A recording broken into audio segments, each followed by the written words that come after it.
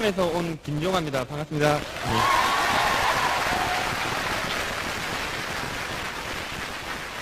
제가 말씀 시작하기 전에 먼저 조금 이제 광고를 하고 시작해야 될 것 같아요. 제가 사실은 서울 경기 지역으로 와서 이제 사투리를 쓰니까 들으시는 분들이 너무 힘들어 하셔가지고 제가 몇 번 표준말로 스피치를 한 적이 있습니다.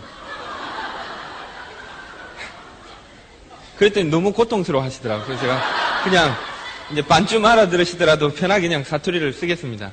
먼저 말씀드릴 게 뭐냐면 사실은 제가 이제 작년인가 재작년 때부터 너무 제가 또 사업을 썩 잘하지도 못하면서 많이 다닌 것 같기도 하고 그래서 이런 게스트 요청을 제가 이제 안 받으려고 모르는 전화번호가 뜨면 일체 전화를 받질 않았어요.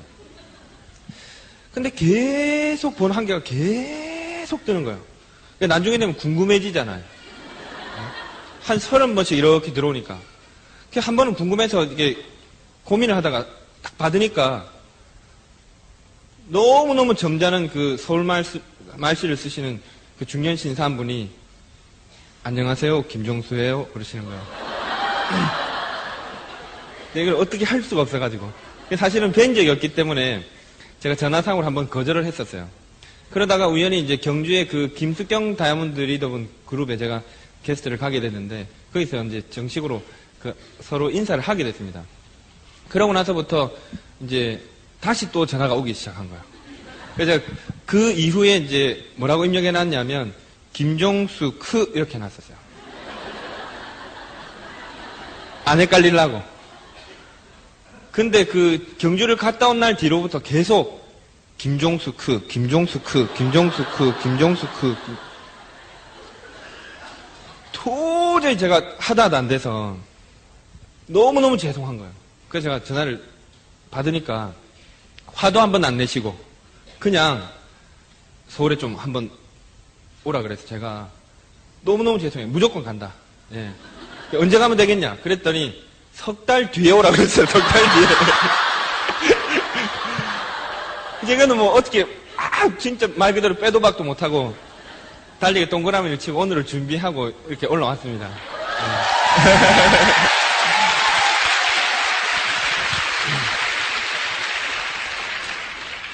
너무너무 좋은 리더분들을 여러분들이 모시고 계신다 그런 생각을 하게 됐어요. 저보다 훨씬 연배시고 사회적인 경륜도 많으시고 그 다음에 또 아메에서도 또 대선배신데 또 그렇게 또 저 같은 사람한테 이런 좋은 자리에 기회를 주셔서 저는 영광이고 그 다음에 또 제가 사실은 뒤에서 이제 대기를 하는 동안 멀리서 이때까지 제가 동경해왔던 한국 아메의 스타급 리더분들하고 같이 앉아서 차도 마시고 이야기를 나눌 수 있어서 사실은 제가 오늘 게스트로 오면서도 너무 설렜고 너무너무 좋은 시간이었습니다. 제가 1시간 반 정도 이야기를 들었는데 제가 제 소개를 좀 간단하게 하고 지나간 이야기를 조금 하겠습니다. 지금 오늘 칠판이 없어 좀 유감입니다만 제가 다른 데 가서 스피치를 하다 보니까 어쨌든 저도 지금 보기에는 이제 29 정도로 보이시겠지만 아메 한 지가 10년 차라 아메 경력에 대한 이야기를 쭉 하다 보니까 어떨 때는 정리를 안 해놓고 시작을 하니까 에메랄드쯤 이야기가 갔는데 시간이 다 됐대요. 그래서 막 힘들고 어렵고 고난을 극복하려고 하다가 스피치가 끝났어요. 이 적어놓고 이게 시간 안배를 하면서 해야 되는데 칠판이 없어서 좀 유감입니다만 그런 실수를 안 했도록 여러분이 좀 신경을 쓰시면 좋겠습니다. 저는 아메이를 등록한 지가 1995년 8월 25일입니다. 원래는 무역회사의 그냥 일반적인 회사원 출신이었습니다. 근데 어느 날 일본에서 전화 한 통이 걸려왔어요. 저한테는 시노자키 토루라는 일본 친구가 하나 있었는데 그 친구가 좋은 사이도 족부가 있대요. 그 족부가 무슨 족부인지는 모르겠지만 어쨌든 외국에서 국제전화를 통해서 이야기가 왔기 때문에 무슨 족부인지는 몰라도 좋은 족부인가 보다 이렇게 생각을 했어요. 근데 결국 사이드잡이라는 뜻이잖아요. 저는 그에 대해서 처음에 좀 관심이 있었습니다. 왜냐하면 막상 직장 생활을 시작하니까 직장 월급이 기대치와는 너무 달랐어요. 98만원 기본급 70에 재수당 포함해서 98만원 사실은 10년 지난 시간이 흘렀지만 지금도 제가 우리 그때 모시고 있던 동업했던 사장님 두 사람의 정신적 세계의 내부적인 상황에 대해서 이해를 못하는 게 있습니다. 왜냐하면 제가 이제 무역회사를 다녔다 그러지만 실질적으로 두 분이 동업을 했고 직원은 저까지 포함해서 총 3명이 있는 회사였어요. 근데 월급을 그 사람이 만 원씩만 보태줬어도 제 월급이 100만 원은 맞춰졌을 텐데 왜 추적계 그거를 98만 원을 맞춰가지고 뭐 옷 세일을 하는 것도 아니고 평생 제가 다니면서 98만 원짜리였다고 이야기해야 되는지 모르겠어요. 그래서 그냥 뭔가 추가 수입이 있었으면 좋겠다는 생각을 했기 때문에 관심 있게 이야기를 쭉 들었는데 점점 이야기가 이상하게 흘러갔습니다. 도대체 그게 뭐냐 그랬더니 미국에서 뭐 대단한 기업이 어떠고 저떠고 뭐 생활용품을 취급한다는 이야기도 했고 그랬는데 뒤로 자꾸 가다 보니까 한 3개월쯤 지나니까 밑도 끝도 없이 친구가 꿈이 뭐냐고 물어보더라고요. 굉장히 불쾌했습니다. 사실은 68년생이 67년생한테 꿈을 물어보면 제가 지한테다 대놔놓고 뭐 소방관이 될 테야 뭐 의사가 될 테야 이렇게 말할 수는 없는 거잖아요. 그거를 그 석 달을 하니까 사람이 나중에는 노이로제가 걸리는 거예요. 그래서 이상하다. 뭔데 도대체 그러냐. 그랬더니 그 내용이 뭐냐 했더니 미국에 있는 회사 같으면 회사 스펠링이 있겠네. 회사 이름을 스펠링으로 불어봐라. 그랬더니 처음에는 아무웨라 그랬어요. 그래서 제가 주변 사람들한테 다 알아보니까 아무웨를 아는 사람이 아무도 없었습니다. 그 스펠링을 불러보라 그러니까 AMWAY라 그랬어요.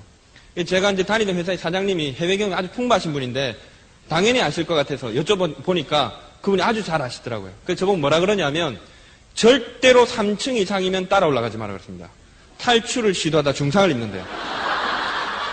그 다음에 이게 계단이 밑으로 내려간다 싶으면 계단을 한 발짝도 따라 딛지 마라 그랬습니다. 철문이 닫히면 15일 동안은 열리지 않을 거라 그랬어요. 그게 처음에 제가 가졌던 아메에 대한 이미지입니다. 근데 왜 제가 아메를 하게 됐을까? 10년이 지난 시간이 저에게도 아메의 세계 안에 흘러갔지만 제 스스로도 이런 자리에 설 때마다 늘 궁금해지는 게 하나 있어요.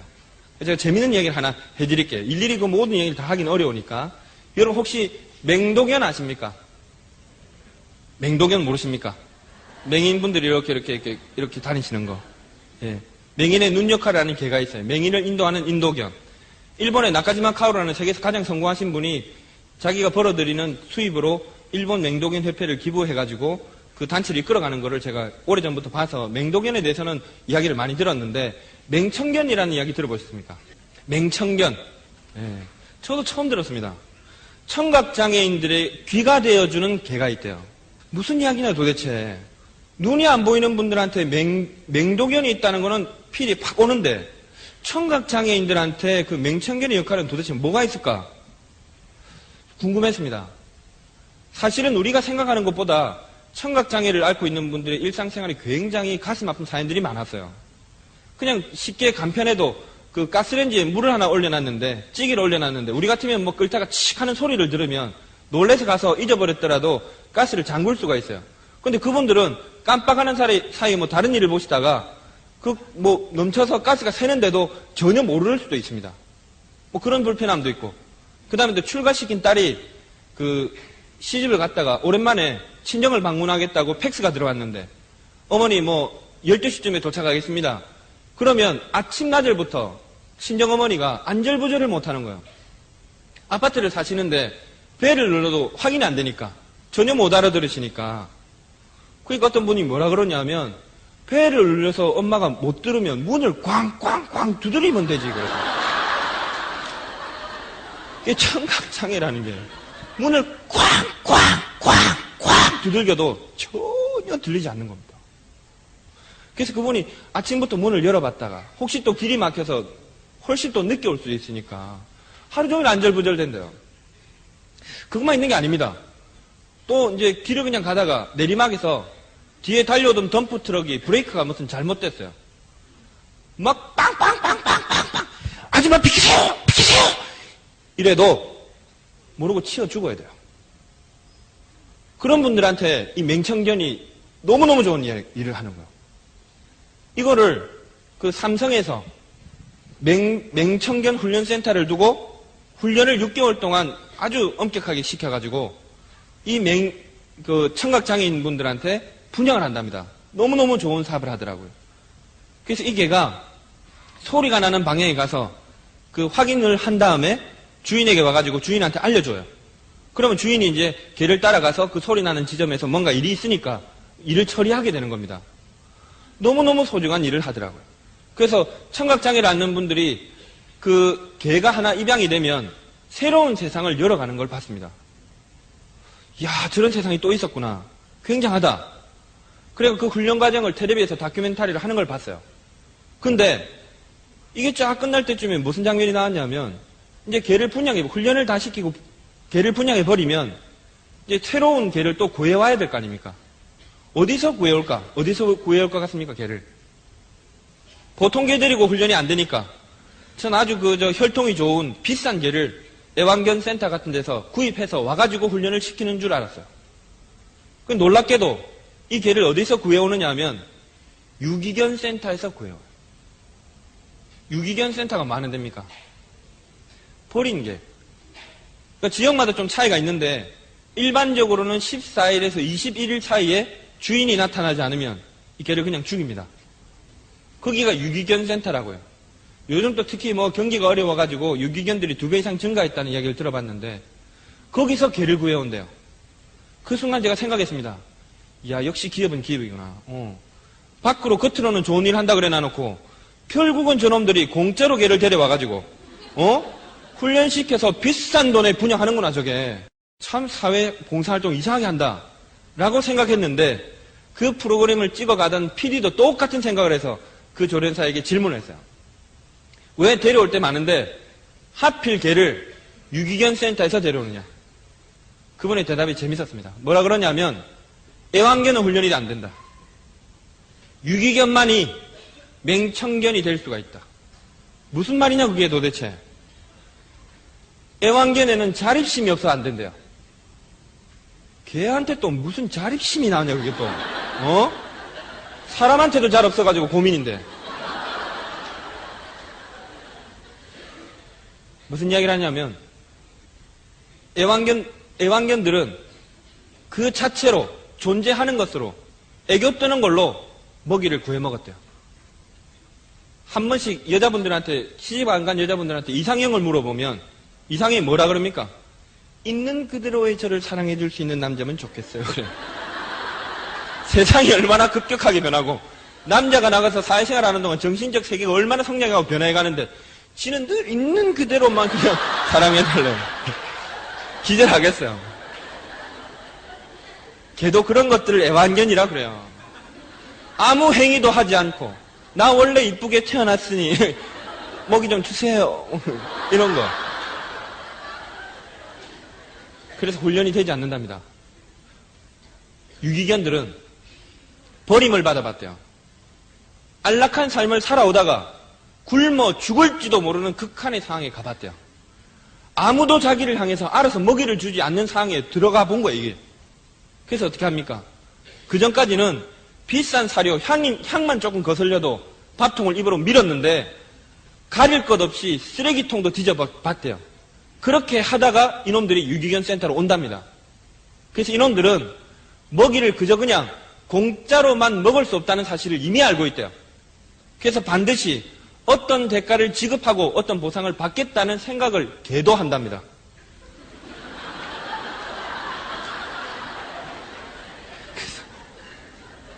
그래서 이놈들이 훈련이 된대요. 저기 가서 저 소리를 듣고 확인하고 오면 빵 쪼가리 하나라도 주겠다. 그러면 당장 뛰어갔다 온대요. 근데 애완견으로만 길들여진 개는 아무런 훈련이 되지 않는답니다. 그저 앞에서 그냥 꼬리나 살랑살랑 흔들고 있는 그대로의 저를 사랑해주세요. 이래서 이야기가 안 된대. 근데 또 재밌었어요. 자립심. 그 다음에는 뭐라 그러냐면 이 개를 유기견이라고 아무 개나 데려가서 훈련이 안 되잖아요. 개를 데려다 놓고 테스트를 하는데 그 테스트가 재밌었습니다. 유기견 센터에 들어온 개 중에 한 100마리를 쫙 불러들였어요. 한 방에다가. 개 중에서도 청각에 문제가 있는 개가 생길 수도 있잖아요. 예. 그래서 청각에 문제가 있으면 안 되니까 제일 처음에 이 조련사의 조수가 끝에 서서 뭘 하냐면 피리로 피리를 불러요. 피리를 부는데 이 100마리 개 중에서 한 20마리 정도만 소리에 반응했습니다. 피리를 부는 조수 밑에 와서 막 발을 핥고 막 서로 막 달라붙고 피리를 한번 물어보고 핥아보고 빨아보겠다고 서로 피리를 한번 쟁탈해보겠다고 난리가 났어요. 20마리 정도는. 나머지 80%의 남은 80마리는 그냥 막 그대로 그냥 벽에 처박힌 채로 자는 놈, 저끼리 물고 뜯는 놈, 소리 아무런 반응을 하지 않았어요. 그러자마자 1차 테스트가 끝났대요. 나머지 80명은 불합격, 80마리는 불합격. 불합격되면 어디로 갑니까? 죽습니다. 며칠 있으면. 자기가 그렇게 죽을 운명인지도 모르고 그 소리에 반응하지 않았어요. 그래서 남은 개를 20마리 1차 합격으로 싹 빼니까 PD가 물어봤어요. 왜 이거는 또 소리에 청각의 이상이 그것만 확인하는 거냐? 그게 아니래요. 호기심이 있어서 합격이래요.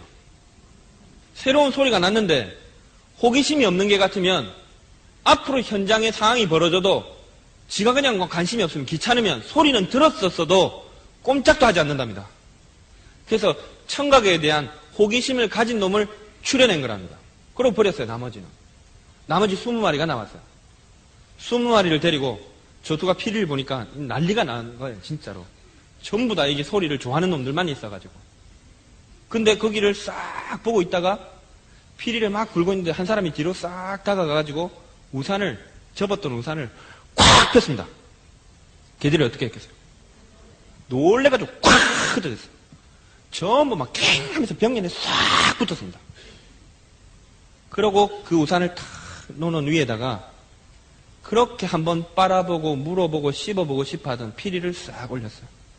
그리고 그 조수가 뒤로 싹 빠졌습니다. 어떤 일이 벌어졌습니까, 거기서? 겁이 나서 아무도 못 오는 거예요, 이게. 겁이 나가지고. 한 마리도 꼼짝도 안 하는데 조망만한, 진짜 주먹만한 강아지 한 마리가 싹 와가지고 우산 위에 놓여있는 피리를 콱 물고 핥고 빨고 했어요. 그 테스트를 하던 그 조련사가 개 한 마리를 가슴에 따가놨습니다. 합격 그랬어요. 뭐냐 그건 또 공포를 극복했다.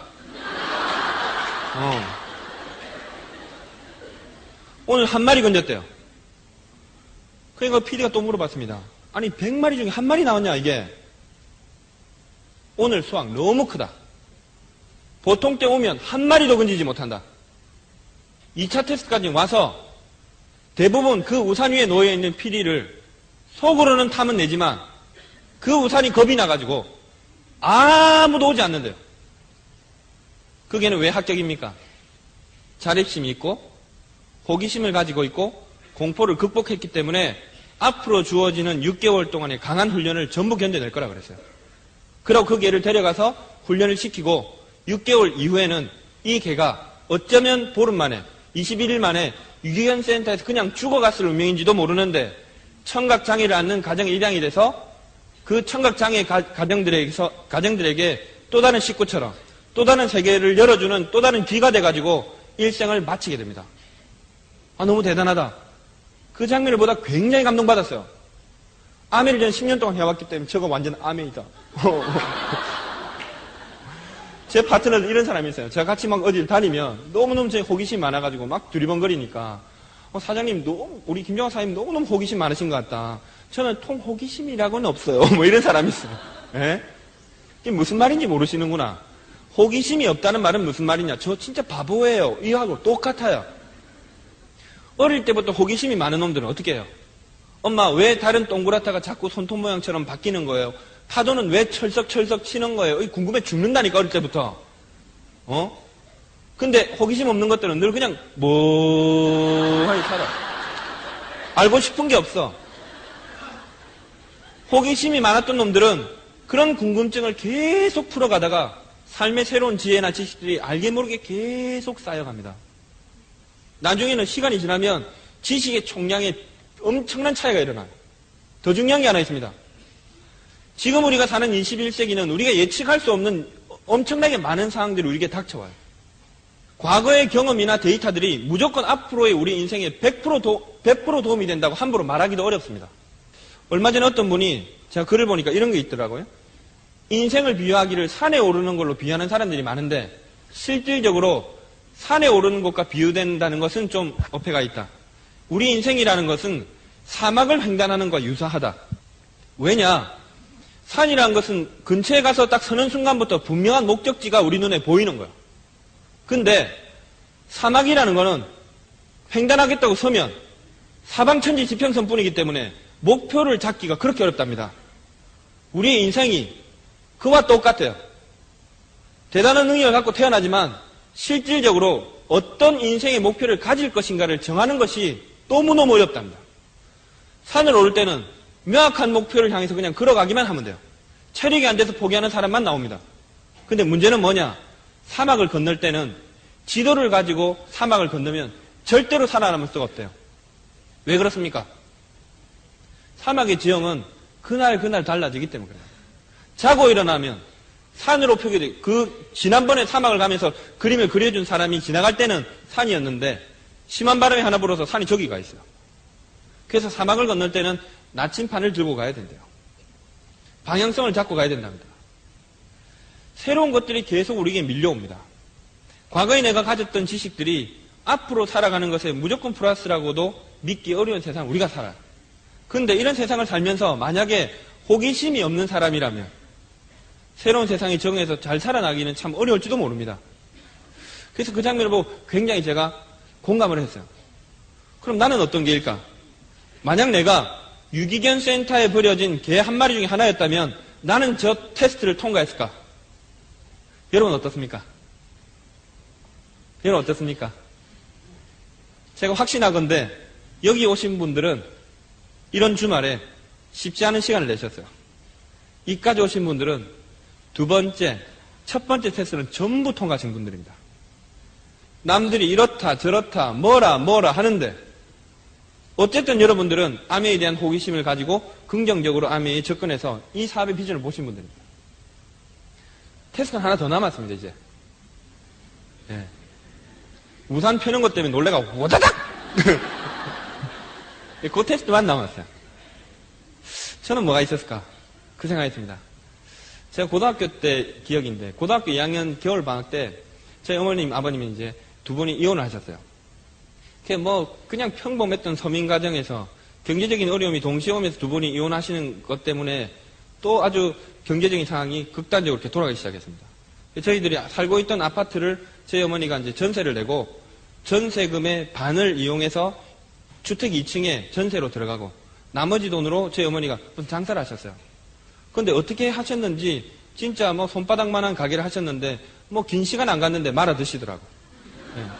그래서 조금 지나니까 제가 이제 대학교를 막 들어갈 때쯤인데 저희 어머니가 어떤 얘기를 하냐면 단칸방이라도 우리 식구끼리 그냥 가는 게 좋겠느냐 아니면 외갓집으로 같이 들어가서 사는 게 좋겠느냐 그런 질문을 하셨어요. 지금 생각이었으면 지금 정도의 생각을 한다면 뭐 그 선택은 너무 명확했을 텐데 그때만 해도 제가 좀 뭐 주변에 친구들도 한 번씩 찾아오면 부끄러운데 단칸방을 어떻게 가냐 이 생각을 했던 것 같아요. 그래서 제가 저희 어머니한테 그럼 외갓집에 얹혀 살러 들어가자 그랬어요. 지금 생각하면 저희 어머니가 그때 상황에서 얼마나 마음이 아팠을까 그 생각합니다. 시집을 갔던 딸이 결국은 20년 만에 자기 새끼들 데리고 친정에 이제 오신 거예요. 우리는 그냥 외갓집이었지만 저희 어머니한테 친정이 되잖아요. 근데 첫 번째 거기서 설을 맞이하는 날 새벽에 한 6시쯤 됐을 겁니다 아마. 저희 어머니가 저희 동생하고 우리 둘이를 깨우시더니 그 돈을 한 10,000원 주시면서 나갔다 오래요. 아침 일찍부터 식구들이 올 텐데 우리가 여기서 자고 살고 있는 모습을 보면 엄마 체면에 좀 손상이 온다고 좀 나가라 그러더라고요. 저는 너무너무 자존심 상했습니다. 예. 저희 어머니한테 굉장히 원망했어요. 새벽부터 명절에 갈 데도 없는데 돈 들고 가서 뭐 식당도 안 하잖아요 명절에 전부 다. 어딜 가라고 어머니가 우리를 내모나. 그래서 그때는 굉장히 원망했습니다. 지금 생각하면 저희 어머니 심정을 100번 1000번 이해가 되는데 그때는 그랬어요. 그러고 제가 그 돈을 들고 아무도 없는 학교 서클실에 가서 하루 종일 막 그 설 연휴를 다 보내면서 제가 막 이 명절에 대한 막 이 한을 막 칼을 이렇게 갈면서 나 죽는 그날까지 명절을 세지 않으리라. 지금도 명절 안 좋아합니다. 명절날 뭐 절대 명절에 관련된 일을 하지 않습니다 저는. 너무 한이 서려가지고. 저는 그런 걸 경험했어요. 그게 어쩌면 제가 아메 일을 시작하게 됐던 궁극적인 그 감정의 스타트 라인이 아니었던가 그 생각을 가끔 합니다.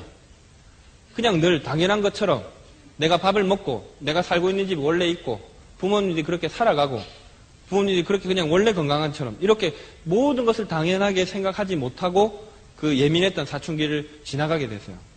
그게 제가 아메 일을 좀 진지하게 받아들였던 결정적인 감정의 계기라고 조금 생각합니다. 그러고 제가 아메 일을 하겠다고 마음을 먹게 됐는데 그 중간 과정은 뭐 설명하면 좀 길지만 어쨌든 제가 아메에 대한 부정을 굉장히 하다가 이대로는 절대로 안 된다. 이대로는 절대로 안 된다. 제일 제가 우울했던 날이 뭐냐면 이런 토요일 오후였어요. 이런 시간에 퇴근을 해서 진짜 하늘의 해는 중천에 떠가지고 해 한번 쳐다보면 현기증이 날 만큼 이렇게 날은 맑고 화창한데 이 젊은 혈기를 가진 놈이 지금 삶에서는 너무너무 부족한데도 불구하고 이대로는 안 된다는 감정은 확실한데도 불구하고 뭔가 할 게 아무것도 없었어요. 그냥 낮 이런 시간부터 친구 만나가지고 부산에 가면 족발집 골목 있습니다. 그게 모여가지고 싼 족발이나 한 그릇 뜯어먹고 2차로 당구나 치러 가고 그렇게 돈 쓰고 시간 쓰고 제 청춘에 그 가장 소중한 것을 잃어가면서 시간을 때우는 게 너무너무 억울하고 보냈어요. 하지만 다른 대안이 없었습니다. 그래서 직장을 다니면서 어떤 아르바이트를 해보겠다고 이것저것 알아보다가 도저히 답이 안 나오는 거예요. 아까도 저보고 술을 좀 하느냐고 여쭤보시던데 리더분들이 저는 이제 직장에서 이제 업무 관계상 바이어 접대가 있으니까 한 번씩 술을 먹으면 사실은 뭐 이게 굉장합니다. 소주 제가 2잔 정도 먹으면 남들 2병 정도 먹으면 표가 나요. 3잔부터 먹으면 제가 그 도로 중앙선에서 춤을 춰도 부끄러움을 느끼지 않습니다. 네. 근데 뭐 업무상으로 술을 먹게 되면 많이 먹어야 되잖아요. 뭐 양주를 2병 먹은 적도 있어요. 그러면 넥타이가 한 병 먹고 네, 이 밑으로 막 부어가면서 그러니까 다음날 아침에 얼마나 힘들었겠어요. 그러니까 제가 이걸 말이 그 출퇴근이 정해져 있는 직장이라 그러지만 출근하기 전에 앞 시간과 퇴근 후에 이후 시간도 제 시간이 아니라는 걸 알았습니다. 저는 일어를 전공해서 일본에서 공부를 좀 했기 때문에 일본말을 할 줄 알아요. 오뎅 마리바스 빤스 정도 할 수 있지만 문제는 뭐냐면 무역회사에서 영어를 못하니까 이거 그 자리에서 못 버티는 것도 힘들겠다. 그래서 새벽 이른 시간에 자비를 들여가지고 미인 회화반을 다녔어요. 그러니까 어떤 분들이 뭐라 그러냐면 새벽부터 미인 만나고 좋았겠네. 그 미인 말고 미국 사람 얼마나 스트레스 받았겠어요. 숙제 해가지고 학원 수업 따라가기도 힘든데 그런 와중에서도 뭔가 이대로는 안 되는데 이대로는 죽어도 안 되는데는 생각을 계속 하고 있었습니다. 그래서 제가 방법을 찾은 게 일본어 책이라도 번역해서 이걸 좀 출판하면 번역비라도 받지 않을까. 그래가 제가 무슨 아이디어를 하나 냈어요. 한참 그때 당시에 인터넷이 어떠저떠 하는 소식이 막 나오면서 신문에 정보의 바다 인터넷이라는 기사가 많이 나올 텐데 그에 대한 일본에서 나온 책이 있으면 이거를 번역해서 팔아 좀 팔리지 않겠나. 제가 그 아이디어를 냈습니다. 그래서 제가 출판사하고 이야기가 돼가지고 그 책을 번역하게 됐어요. 번역을 마치고 나니까 1달 반 정도 시간이 걸렸는데 어떤 생각이 드냐. 큰일 났다 이거. 겨우 할 줄 알던 일본말도 이제 까먹는다 이거. 큰일 나겠다. 책을 좀 봐서 단어라도 익혀야 되겠다. 그래서 보니까 전공책은 재미없을 것 같고 그래가 제가 이제 막 책을 뒤지다 보니까 무슨 뭐 칼라가 있고 막 너무 재밌는 책이 하나 있어요. 뭔가 봤더니 시노자키 토르라고 저한테 아메를 전달했던 그 친구가 3개월째까지 전화를 하루도 안 빠지고 하다가 제가 강력하게 거부를 하니까 너무너무 답답해가 이 친구가 소포로 계속 3개월을 날렸어요. 그 책자들이 이만큼이나 됐어요. 그래서 제가 그냥 처음에 이렇게 봤습니다. 그런데 놀라운 건 뭐냐면 거기에 칼라로 백발 할머니가 딱 한 분 있었어요. 이렇게 눈을 딱 뜨고 미국 그랜드 레피지에 사는 데니스 한센이라는 분의 이야기가 쫙 소개되어 있었습니다. 저는 그게 아메인지 뭔지도 모르고 그냥 호기심에 책을 읽기 시작했어요. 호기심에 책을 읽기 시작했어요. 근데 뒤에 쭉 읽다 보니까 뭐라 그러냐면 이분이 크라운 디디. 그때 당시 아메 역사가 36년 차인데 미국에서 아메를 36년 하신 분이래. 뭐냐 그랬더니 아메 창립자 리치 디보스가 제일 먼저 전달하신 거죠.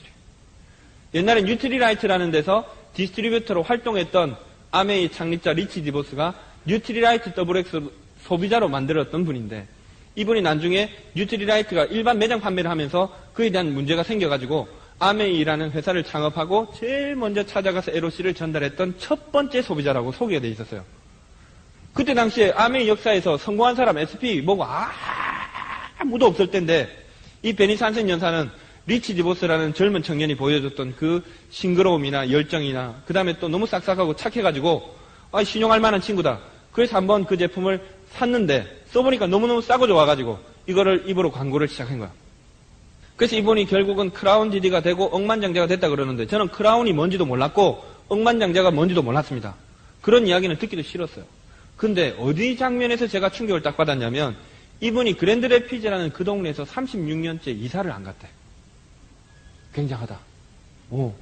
전 아메를 피라미드인 줄 알았습니다. 그 80이 다 돼가는 할머니가 한 동네에서 피라미드를 하면서 이사를 가지 않으면 피라미드로 이제 피해를 받던 동네 주민들이 찾아와가지고 분이 안 삭혀져서 땡꼬라도 한 대씩 때리면 이 할머니 돌아가시겠는데. 이거 피라미드 아닌 거 확실하다. 저 그걸 알게 됐어요. 그래 계속 읽기 시작했습니다.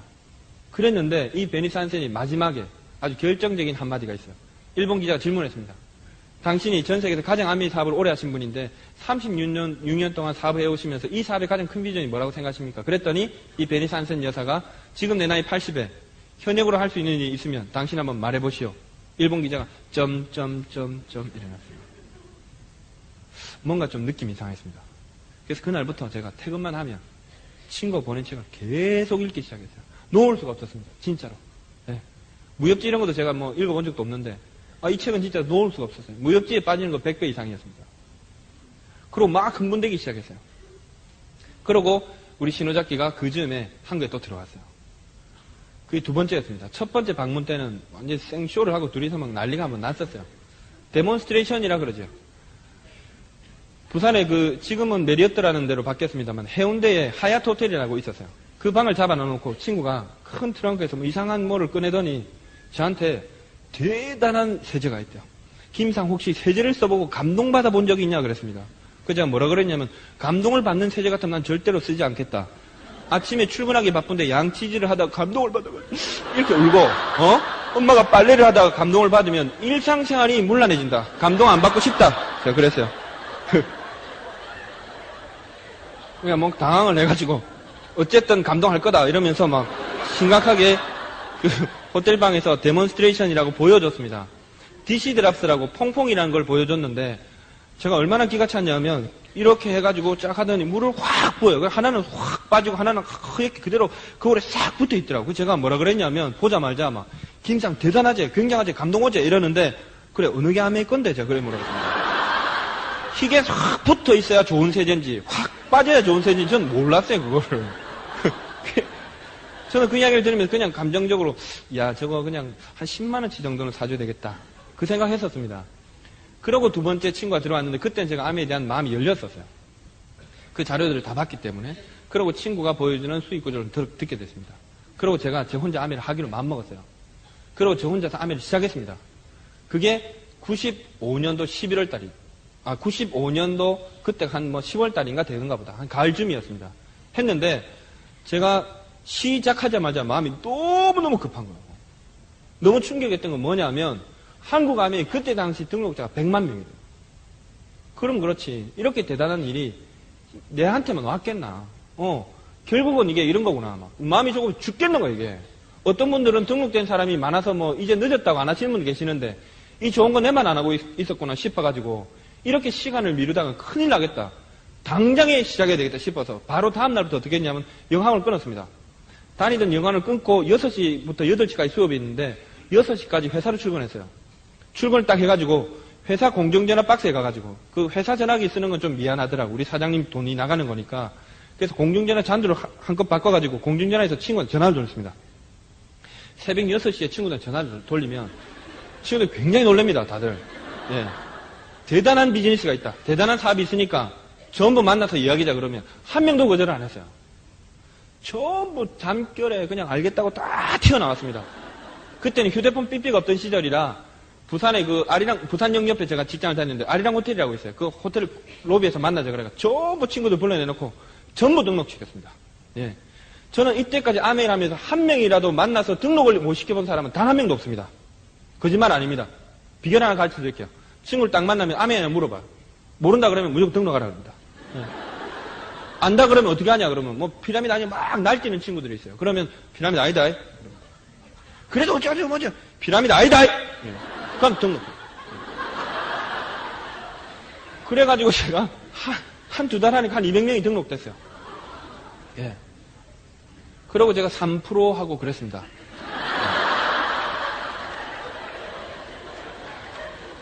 제가 그때 막 여러 가지 이제 암의 초기 증세들이 있었어요. 열정이 끌어오르니까 회사 제가 4층에 있었는데 점심시간 때 밥도 안 먹으러 갔어요. 그 사장님 두 분이서 밥 먹으러 가자 그러면 제가 일부러 뭐 속이 안 좋다든가 먹었더니 거짓말을 해가지고 두 분만 식사를 하게 가고 놔두고 계속 책을 읽다가 막 이 가슴이 끌어오른 거 있잖아요. 우리 100m 그저 운동회 때 달리기 하려 그러면 스타트 라인 섰는데 막 소변을 봤는데 또 누르고 자꾸 그런 거 계속 어떻게 할 수가 없는 거야. 어떻게 할까 이걸 어떻게 할까 저 사람들이 막 점심시간 되면 거기는 이제 오피스타운이기 때문에 막 사람들이 머리가 새까맣게 식당으로 막 밀려갑니다. 위에서 보면 막 발발발 해요, 막. 저 사람들이 이 비전을 할까, 막. 어떻게 할까, 이거를 막 찌라시를 이게 막, 아메! 하면서 이렇게 뿌릴까, 이거를. 막 미치겠는 거예요. 그때 제가 제일 자연현상 중에 불만했던 게 뭐냐면, 왜 신은 낮과 밤을 만들어 놨을까? 왜 사람들, 그냥 다 눈 뜨고 있게 하지, 막 이런 거. 남들이 자는 시간이 전 너무너무 답답했어요. 그러고 있었는데, 우리 신호작기라는 친구가 전화를 했어요. 전화를 해가지고, 아메를 제대로 어떻게 하고 있냐, 막 상황 이야기를 해줬더니, 갑자기 전화를 이상한 여자분 하나 바꿔줘요. 그분이 전화를 받더니 막 일본 아줌마가 목소리를 따다다다다다닥 하면서 막 무턱대고 저를 만나죠. 뭘 만나냐? 왜 만나냐? 제발 더 이상 이런 전화 하지 말았는데 한다, 이제 아메이를. 하는데 왜 자꾸 그런 전화 하느냐? 그랬더니, 네 하는 아메이를 제대로 할 수 있게 도와주려고 그런다, 친구가. 아니, 안 도와줘도 내 지금 심하게 열심히 하고 있다. 지금 2달째 등록이 200명이 돼 있다, 지금. 1000명 목표다, 건들지 마라, 그냥. 얼마나 친구가 답답했겠어요. 그게 아닌데 싶어가지고. 그래서 그분을 소개를 했는데 제가 만나기 싫다고 그랬습니다. 서울로 오라 그러더라고요.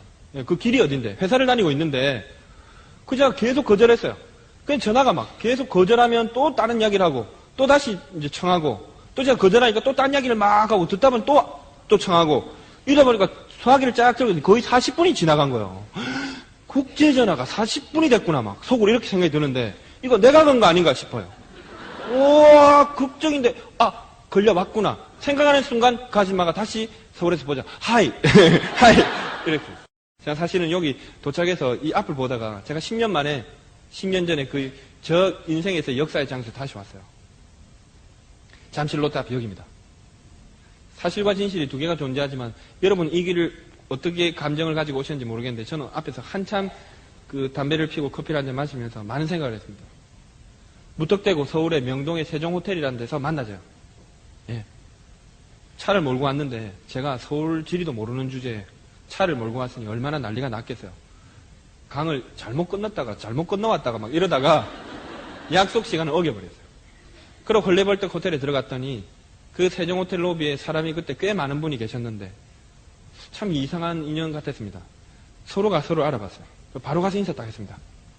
그랬더니 이분이 급하게 시간 촉박하다고 방을 올라가세요. 그리고 저를 방에 딱 앉았어요. 그럼 뭐라 그러냐면 김상 꿈이 뭐냐 그러더라고요. 내 석 달을 시달렸는데 이 아줌마 일본에 또 오더만 이 또 꿈 물어보더만 속으로. 근데 문제는 외국어로 질문이 들어오면 잡생각을 잘 못하고 문장을 만들기가 급급해가지고 대답을 하게 됩니다. 그래서 제가 말을 하다 보니까 이게 너무 과대한 이 오바된 꿈이 막 나오기 시작했는데 그 이야기를 듣고 있는 그 스폰서의 반응이 충격적이었어요. 너무 진지하게 들어버렸어요. 저는 그런 꿈 사실은 금방 막 만들어서 이야기를 하고 있는데 너무 진지하게 들었어요. 네. 그러면서 꿈을 이룰 수 있다고 그랬습니다. 참 말도 희한하게 받는구나 속으로 그렇게 생각했어요. 그런데 다음 약속이 있는데 제가 너무 늦게 왔으니까 이야기를 나눌 시간이 없으니까 이동하면서 이야기를 좀 나누고 같이 잠실 쪽으로 같이 좀 가자 그러더라고요. 지금 알고 봤더니 그때 당시에 잠실에 내셔널 컨벤션이라고 아메이가 주최하는 행사가 큰 게 있었나 봐요. 뭣도 모르고 저는 그냥 같이 따라왔습니다. 택시를 타고. 왔는데 제 차를 몰고 왔구나. 왔는데 어떻게 됐냐면 이 일대가 완전 마비가 된 거예요. 그때 3만 명이 넘는 사람들이 오셨대요. 그래 놓으니까 차가 나가질 않아요. 진짜 3시간 동안 3m가 나간 것 같습니다. 그 놀라운 사실은 뭐냐면 이분의 반응이었어요. 꼼짝도 하지 않아요. 짜증도 안 내시더라고. 다른 사람 같으면 화가 나 죽었을 텐데. 그 3시간째 딱 되더니 저보고 뭐라 그러냐면 다음 약속이 인터컨티넨탈 호텔에서 있는데 김상 생각에 인터컨티넨탈 어디지 않느냐. 그거 제가 모른다 그랬습니다. 그건 알겠는데 인터컨티넨탈 방향이 네 생각으로는 어디라고 감이 오느냐 이렇게 물어보더라고요. 제가 부산 사람이다 나는. 서울 지리 모른다. 그래도 니는 한국 사람이니까 내보다는 감이 안 낫겠냐.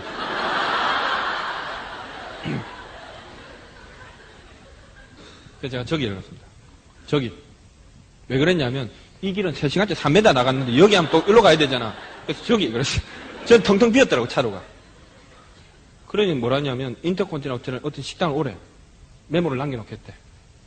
그러면서 세상에 그 사람이 한말 한마디 못하는 사람이 그 대로에서 딱 문을 열고 내려서 무단횡단을 해가 저편에 딱 가더만 저는 차가 안 나가니까 딱 보고 있었습니다. 딱 봤는데 그 사람이 놀랍게도 합승한 택시를 타고 왔어요. 저도 일본 생활을 해봤기 때문에 외국 남아서 외국말이 안 되는 사람이 합승한다는 건 더 어렵잖아요. 도대체 뭐 하는 사람이에요, 저게? 뭐 대단한 일이 있고 얼마나 중요한 약속이길래 저런 식으로까지 해서 가는가 싶었습니다. 호기심 엄청 생겼어요. 그리고 속으로 어떤 생각이냐면 저 사람이 아메를 한다고 그러던데 잘은 모르겠지만 만약에 저분과 같이 어떤 일을 한다면 저 사람의 성격 때문에 스트레스 받는 일은 없겠다. 제가 그 생각을 했습니다. 분명히 이 사람은 제가 일반적으로 이때까지 만나왔던 사람과 인격적 레벨의 차이가 분명히 있었어요. 좀 느낌이 달랐습니다. 그리고 그렇게 잊어버리고 저는 부산에 내려갔어요. 그러고 있다가 한 달 뒤에 그분이 들어오게 됐어요.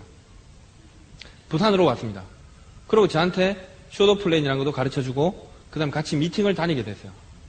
그 전까지 제가 막 이렇게 저렇게 난리를 치고 다녔는데 전혀 매출이 잘 안 났는데 제가 사실은 첫 달에 3%, 둘째 달에 9%, 세 번째 달에 12%를 도전하다가 180만 점 9%에 섰어요. 그럼 그렇지. 이 아메이라는 비즈니스가 이렇게 대단한 게 내 거가 될 수는 없겠다. 저 그때 굉장히 좌절감이라는 걸 느꼈습니다. 새벽부터 밤늦은 시간까지 잠도 설쳐가면서 수없이 많은 사람 만나고 저 나름대로는 여러 가지 이야기를 했는데 더 이상은 만날 사람도 없고 이게 한계라고 생각했어요. 그러고 제가 그냥 이대로 그냥은 인생을 살아가기도 이제 괴롭겠다. 무슨 말이냐 하면 평생 그 전까지는 이 체념하고 누르고 단념하고 막 구기려 놨는데 이 아메이란 이야기 때문에 3개월 사이에 제가 감정이 이만큼 커져버린 거예요. 이걸 다시 누질러내니까 너무 힘든 거야. 괜히 잘 살아보겠다고 용쓰다가 3개월 만에 죽어도 안 된다는 거를 확인해버렸어요. 여러분 좌절감이라는 거 혹시 살아가면서 맛보신 분 계십니까? 좌절감이 어떤 건지 아십니까? 좌절감이 어떤 건지 제가 가르쳐 드릴까요? 좌절감. 예? 이렇게 천천히 가다가 벽에 머리가 부딪히면 좌절감 아닙니다. 어떻게 하면 돼요? 좌절감 느끼고 싶으면 와 달려가다가 꽉 맞히면 그대로 좌절감이 옵니다. 어디 계단 같은 거 막 급하게 꽉 오르다가 발이 삐걱하면서 막 촛대뼈에 막 계단을 꽉 쥐어서 와 누가 막 아프냐 말도 숨장내 죽고 싶었습니다. 그때 죽을 생각도 해본 적이 있어요. 지금 생각하면 너무너무 작은 일을 가지고 소중한 생명을 걸었다고 생각하는데 너무너무 부끄러운 일이지만 그때 저한테는 큰 좌절감이었습니다. 되고는 싶었는데 되지 않았어요. 근데 그분이 들어와가지고 저는 4박 5일 5박 6일 동안 통역만 했는데 놀라운 걸 하나 발견했습니다. 그 전까지는 쇼도 플랜이 뭔지를 몰랐어요. 그냥 무턱대고 아무나 그냥 만나가지고 막 정리 안 된 자료를 아무거나 던지면 운 좋으면 하나 걸리는 줄 알았어요. 그래서 운이 따라야 되는 사업이지 이게 그냥 열심히 성실한다고 되는 거 아니겠구나 이렇게 생각했었는데 그분이 하는 걸 보고 너무너무 놀라운 비밀 하나 알게 됐습니다. 이분은 하루에 3명에서 5명씩 만나서 사업 설명을 쭉 하는데 놀랍게도 나중에는 제가 어떻게 되냐니까 이 사람이 일본말을 안 했는데 한국말로 통이 먼저 나가요. 다 외웠어요. 한 일주일 다니니까 계속 같은 말만 하고 있어요. 하겠구나 이거 진짜. 같은 이야기를 계속해서 누군가 뭔가를 찾는 사람을 만날 수 있다면 이렇게 해서 저 사람같이 될 수 있다면 괜찮겠다. 그분이 그때 당시에 6년차 에메랄드였습니다. 수입을 물어보니까 우리나라 돈 한 1,000만 원 되더라고요. 차는 뭐 타려고 했더니 벤츠 스테이션 웨곤 300을 탄대. 벤츠였어요, 벤츠. 저렇게 똑같이만 따라하면 저만큼만 안 돼도 반만 돼도 인생은 괜찮겠다. 저 그 생각했습니다. 그런데 마지막 날 그분이 뭐라 그러시냐면 저한테 SP는 언제 가고 싶냐고 물어봤습니다. 지금이라도 가고 싶죠? 진짜냐? 진짜입니다. 진짜가. 진짜입니다. 왜 그러냐? 제 스폰서가 꿈을 하나 적어오라 그랬어요. 여러분 혹시 스폰서하고 미팅하시는 분들 그런 분 계세요. 저도 홈미팅 해보면 다음 주까지 꿈을 한번 적어보세요. 그러면 스폰서 죄송합니다. 제가 바빠가지고 꿈을 못 적어왔습니다. 다음 주까지 적어올게요. 이런 사람이 있어요. 저 아메 10년 했지만 이해 못합니다. 죽어도. 인격적 수양이 됐기 때문에 이해한다고 표정은 짓습니다.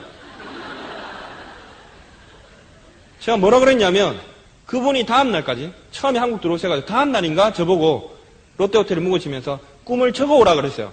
하고 싶은 거, 가지고 싶은 거, 되고 싶은 거 적어오라 그랬는데 그런 거 뭐 저 고민할 게 없었습니다. 그냥 맨손으로 갔어요. 왜 안 적어왔냐? 궁금한 물어보라 그랬어요. 물어보라. 간단하다. 가지고 싶은 거 월급 100만 원, 하고 싶은 거 100만 원씩 버는 거, 되고 싶은 거 100만 원씩 버는 놈 이랬어요. 더 이상 꿈이 없다. 학교를 졸업하고 취업이 안 돼서 1년 동안 백수를 했는데 어렵게 우리 친구의 형이 회사를 창업해가지고 잘 되면 월급 주십시오 하고 들어갔는데 석 달을 사람 쓰더마 월급이 도저히 안 나가진다 이거. 종아야 딴 데 좀 알아봐라. 형님 괜찮습니다. 월급 안 주셔도 제가 좀 다니게 해주십시오. 아니다. 미안해서 네 얼굴을 못 보겠다. 오지 마라. 그래서 아메이를 시작하고 3개월 만에 제가 9%대 전업이 됐어요. 어떤 분들은 내용을 잘못 이해하셔가지고 김정하 사장님 같이 그렇게 결단력이 있었으니까 다이아몬드한테 무슨 계획코나 무슨 결단력이 있어요. 나이 29에 돈 100만 원 벌이도 못하는 그 위치에 간 거예요. 저는 아메이를 통해서 성공하고 부자가 되겠다고 사인하고 스타트한 사람 아닙니다. 죽어도 내 삶은 내가 책임질 수는 있어야 되겠다. 1000만 원, 2000만 원 안 벌어도 좋지만 내 밥벌이는 내가 하고 살아야지. 100만 원도 못 버는 주제에 무슨 벤지를 운운하고 1000만 원, 다이아몬드 그런 거 다 필요 없다 생각했어요. SP가 되고 싶다. SP 되면 21%하면 100만 원 준다 그랬지 않냐? 그거 주는 거 맞으면 SP 되고 싶다 그랬어요. 진짜냐? 진짜다. 진짜냐? 진짜다. 진짜의 진짜냐? 진짜의 진짜다. 그러니까 한 20분을 가만히 있더라고요. 20분을. 저도 가만히 있었습니다. 20분을. 다시 물어봤습니다. 홍키노 홍키데스까 그랬어요. 이게 한자로 쓰면 느낌 좀 다릅니다. 원래 본래 할 때 본자 있잖아요. 그 기운 기자를 써요. 그걸 우리나라 말로 진짜라 그러거든요. 그 느낌은 어떤 느낌이냐면 그냥 입에 발린 진짜 말고 내 속에 심중에 다른 찌끄레기 하나 없이 SP가 되고 싶습니다. 전 다음 달에 죽어도 SP 갑니다! 되겠나? SP 내가 되겠나? 이런 거 말고 심중에 아무런 찌꺼기 없이 SP라는 걸로 배가 터질 것처럼 가득 찼느냐 그 질문을 하는 것 같았어요. 진짜 기운에 진짜 기운이냐고 물어봤기 때문에 진짜다 그랬습니다. 죽어도 가고 싶다 SP냐. 그 질문을만 했는데 4시간이 지났어요. 밤 12시인가 시작했는데 그 대답이 끝날 때쯤 되니까 4시쯤 됐더라고요. 다른 질문 하나도 없었습니다. 진짜냐 그것만 했어요. 그러더니 그분이 심각하게 제 얘기를 딱 듣다가 뭐라 그러냐면 네가 진짜로 간절히 원한다면 꿈은 이루어질 수 있다 그랬습니다. 제가 뭐라 그런지 아십니까? 진짜냐 그랬습니다. 진짜입니다. 한참을 고민하더니 진짜라고 이야기했어요. 다시 진짜냐 확인했습니다. 진짜다 그랬어요. 어떻게 하면 되냐? 쇼더폰을 100회 하라. 그분이 하시는 걸 이미 봤기 때문에 뭐를 이야기하는지 알아들었습니다. 100번 진짜냐? 100번만 하면 되냐? 100번 해보라. 그러면 1년이 50주인데 한 주에 2번씩 하면 1년 걸리고 그러면 하루에 3번씩 하면 한 달에도 되지 않느냐? 그래도 되냐? 된다 그러시더라고요. 그게 95년 11월의 대화였습니다. 왜 저는 죽어도 29을 마감하는 그 12월 달에 SP가 되고 싶었냐면 그냥 이대로 30을 맞이하고 싶진 않았습니다. 죽어도. 밥벌이도 못하는 주제에 나이만 30까지 먹는 건 너무너무 자존심 상했어요. 그래서 제가 그 확인을 했더니 된다 그랬어요. 그래서 그분이 시키는 대로 시작했습니다. 그분은 일본으로 돌아갔고 제가 1995년 그 12월 달을 필드에서 수없이 100회의 쇼도프레를 실제 마감했습니다. 거짓말 아닙니다. 하늘을 우러러 한 점 부끄럼 없이 실제 100회를 딱 했어요. 나중에 80회쯤 넘어가니까 깜짝 놀랐어요.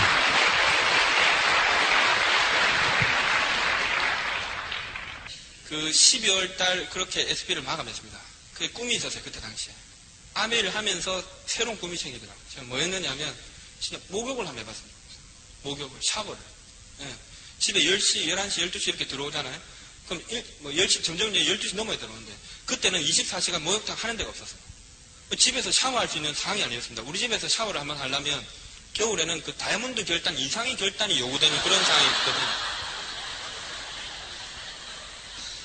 그리고 제가 마감을 하고, 조금 일찍 들어와서 목욕을 가려고 했더니, 그날도 결국은 다른 설명을 하다 늦어져 버렸어요. 그래서 큰 결단을 하고, 그 집에서 샤워라고 했어요. 그리고 제가 SP가 됐어요. 강의의 1편이 끝났습니다. 이어서 2편을 들어주세요. SP가 되는 과정에서 제일 중요한 것은 목표의식이라는 걸 알게 됐습니다. 내 안에 있는 진짜 간절한 자기 이유를 발견하는 게 가장 그 큰 원동력이 된다는 사실을 알게 됐어요. 그리고 2SP를 해야 되는데 문제는 뭐냐면 제가 그 SP를 도전하는 그달에 갈 만한 다 갔어요. 사실은 아버지 쪽에 발 끊은 지도 꽤 되는데 SP 그거 한다고 그 아버지 친지분들을 만나러 다녔습니다. 거의 10몇 년 만에 찾아가게 된 거예요. 너무너무 놀라시더라고요, 사실은. 저도 모습도 변했겠지만 10년 만에 찾아와서 보도 듣도 못한 세제를 꺼내놔놓고 이야기를 막 시작을 하니까 얼마나 황당하셨겠어요. 그래도 제가 이야기해서 그런 데까지 제품 전달을 했는데 그때 당시 제품 60까지 있을 때니까 이 다음 달에 다시 2SP 한다는 건 정말 하늘이 노랄 만큼 답답한 거였습니다. 그런데 제가 사실은 나카지마 카오라는 분의 비디오 테이프를 보고 동기부여를 좀 받았어요. 제 스폰서 그때 당시 한국 아메에 테이프나 책이나 툴이 거의 없을 때인데 일본에서 여러 가지 자료를 보내주셨어요. 비디오 테이프를 봤더니 나카지마 카오루라는 그 아메에서 성공한 사람의 이야기가 있었어요. 이야기 다 하기는 시간상 그렇고 그 이야기를 듣고 제가 강한 동기를 받았습니다. 일단 해보자고 생각했어요. 그리고 그 다음 달에 또다시 스케줄을 잡아서 움직이기 시작했더니 놀라운 일이 벌어졌습니다. 행하면 다음 현실이 일어나요. 내가 그냥 앉아서 생각만 하고 있으면 아무런 그 답이 나오지는 않는데 막상 가서 부딪혀보면 생각지도 못했던 의외의 일들과 계속 부딪히게 됩니다. 그래서 또 다른 소비자도 생기고 사업을 하겠다는 사람도 생기고 그럼 제가 2SP를 하게 됐어요. 그리고 바로 GP가 되고 플래티늄이 바로 됐습니다. 그래서 그 해에 6개월 후에 제가 플래티늄이 되고 쉐라톤 호커일에 그 DD 세미나라고 그러죠. 그때는 그 플래티늄 세미나에 참석하게 됐어요. 그래서 일본에서는 제 스폰서가 이제 축하로 들어오셨습니다. 그리고 그 쉐라톤 호텔에서 첫날을 보내고 사실은 서울 쪽에 그때 당시에 막 다니다가 파트너가 생겨가지고 방에 모여서 막 사업 설명한다고 방문도 한번 제대로 못 닫아봤어요. 사람들이 막 밀려 들어와서. 그래서도 매일매일 3번씩 사업 설명 했던 것 같습니다. 그리고 밤이 됐는데 갑자기 저보고 옷을 좀 갈아입고 빨리 나오래요. 어딜 가냐 그랬더니 인터컨티넨탈 호텔에 일본에서 다이아몬드 한 분이 오셨는데 다이아몬드 좀 만나게 해주겠답니다. 저는 굉장히 서운했습니다. 그때 당시 한국 아미 전체에 다이아몬드가 11조 있었어요. 다이아몬드들은 진짜 구름 타고 다닌 줄 알았대요, 제가. 근데 일본에서 다이아몬드 2분이 오셨는데 2분을 직접 만나게 해준다 그러니까 얼마나 설렜겠습니까? 만나러 갔는데 너무너무 멋진 중년의 여자분이 한 분 나오셨어요. 안내를 해서 올라갔는데 문제는 뭐냐면 그 방에 갔더니 들어갔는데 진짜 요만한 할머니가 서 있어요. 진짜 키가 이만한 것 같아요. 백발의 노인이 한 분 서 있었습니다. 카마구치 논나상이라고 그때 당시 연세가 74이었습니다. 만 나이 치니까 한국 나이 치면 76쯤 되죠. 그게 도대체 어떻게 됐냐고 사연을 여쭤봤더니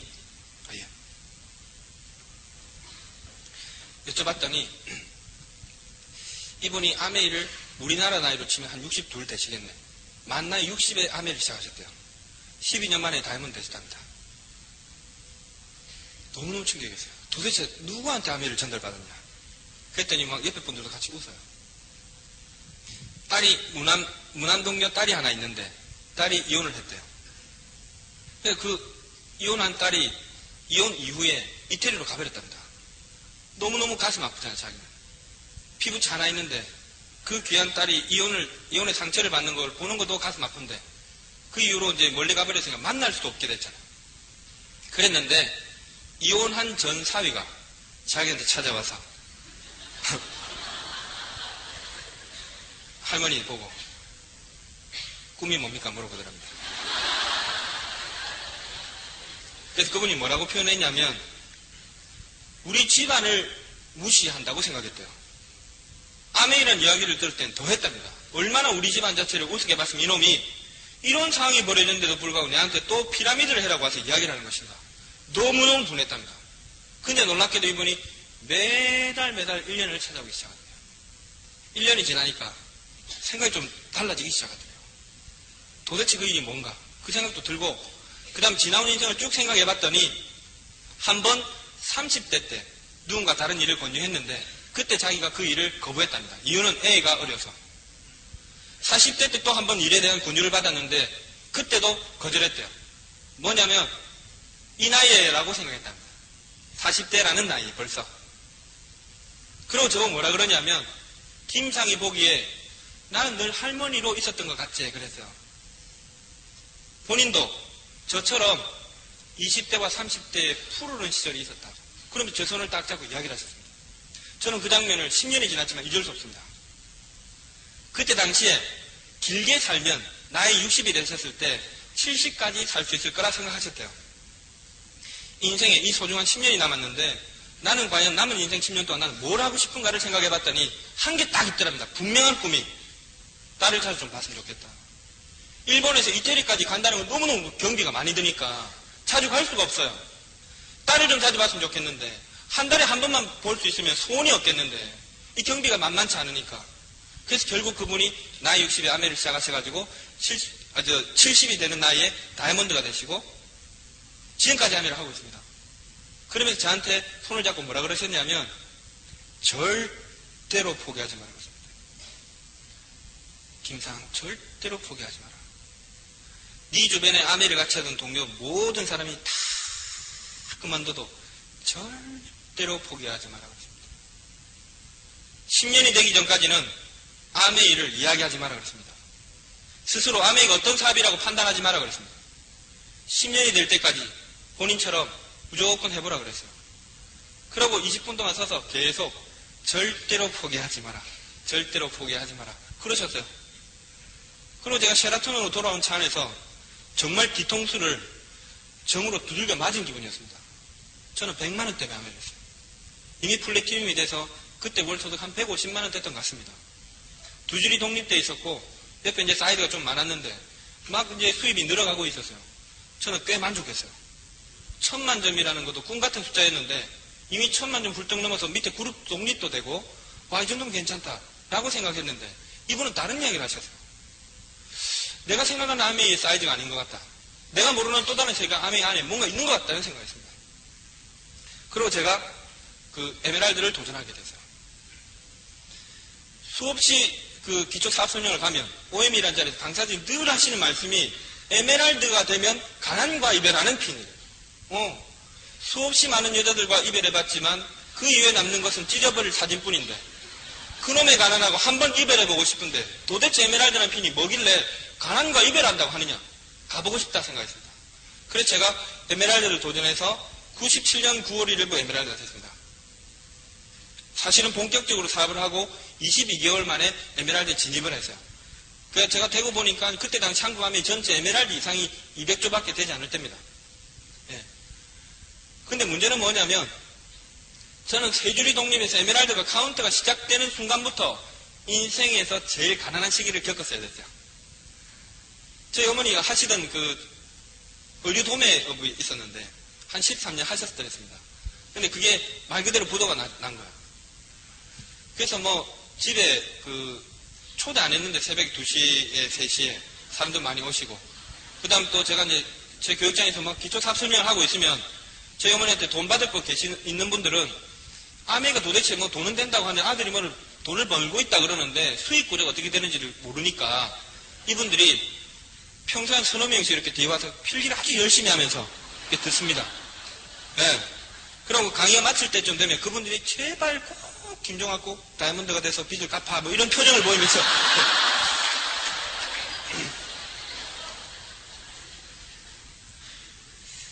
저는 뭐 어떨 때는 집에도 못 들어가서 차에서 잔 적도 많습니다.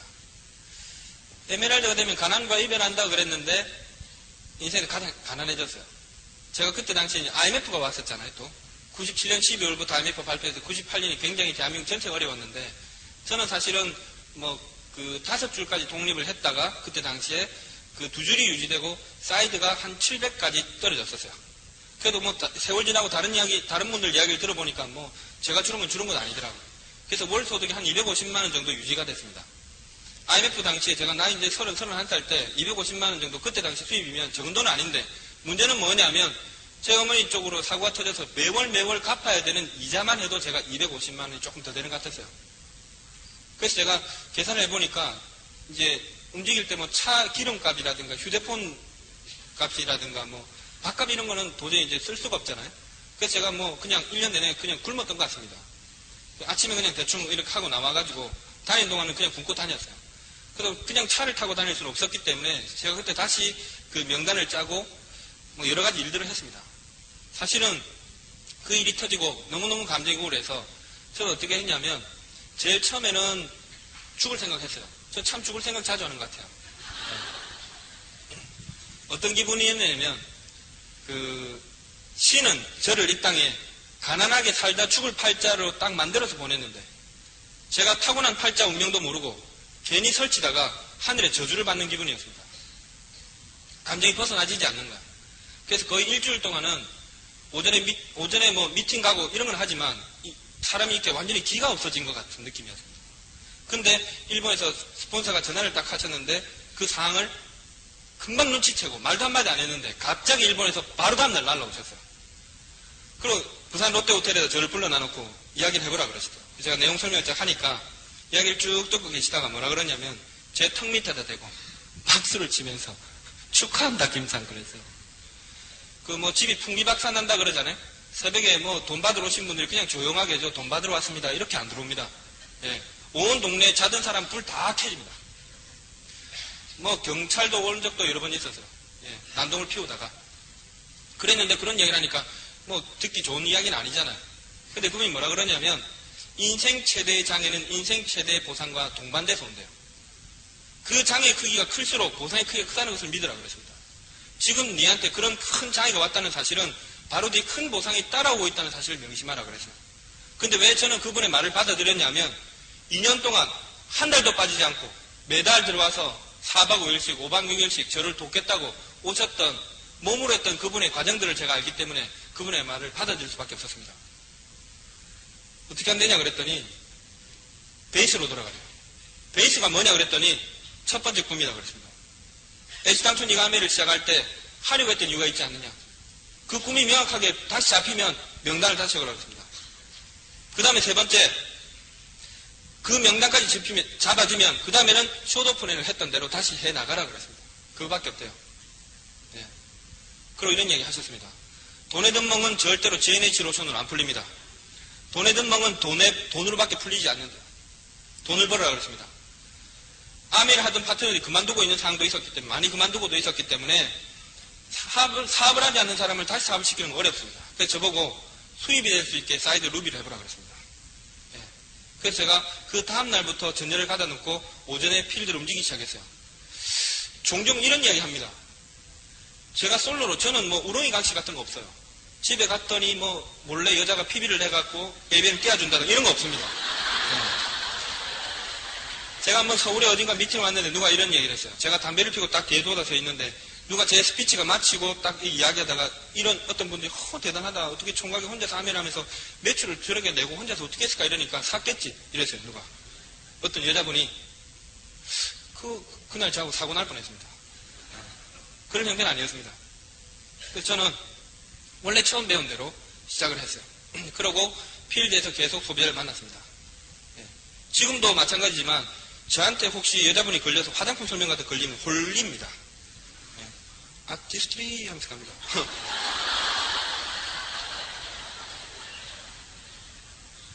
때때로 부부 사업 하시는 분들이 제품은 여자가 사업은 남자가 이런 분들 계시잖아요. 필드를 다녀보십시오. 그게 분류가 되는가. 예. 소비자가 질문하는 건 복합적으로 질문합니다. 항상. 그래서 제가 다시 매출을 일으키기 시작했어요. 그랬더니 그 회계연도 12개월 중에 10달을 루비를 했습니다. 제가. 루비는 한 번만 하는 게 아닙니다.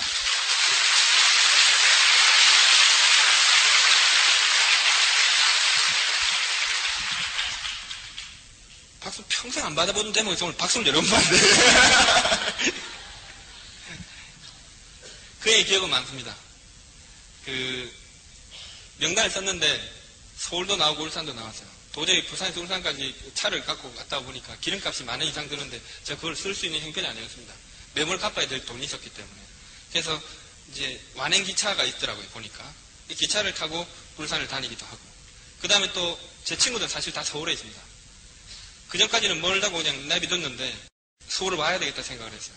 그러고 제가 친했던 친구 명단 하나 내고 쇼도프렌 하러 친구한테 왔더니 친구가 좀 반응이 나왔어요.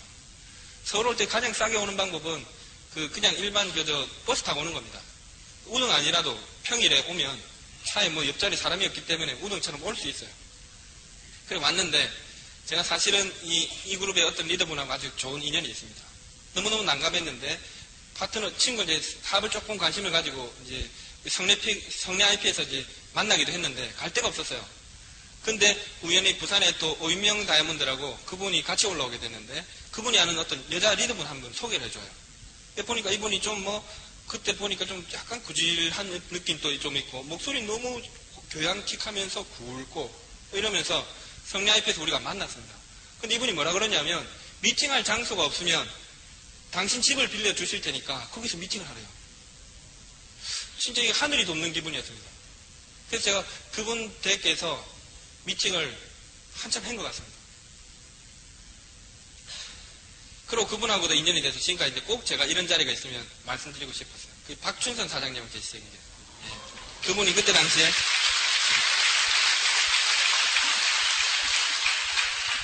루비였고 제가 에메랄드였습니다. 그분 댁을 가서 첫날의 기분은 아주 묘했습니다. 원래 그 시골 사람들은 서울에 대한 그 열등감 같은 게 있어요. 소위 말하는 그 강남의 중산층은 이렇게 사는구나 이런 생각도 들었고요. 이렇게 교양 있고 괜찮은 분들을 이렇게 하면 또 열정도 이렇게 하시는구나 그런 생각도 들었고요.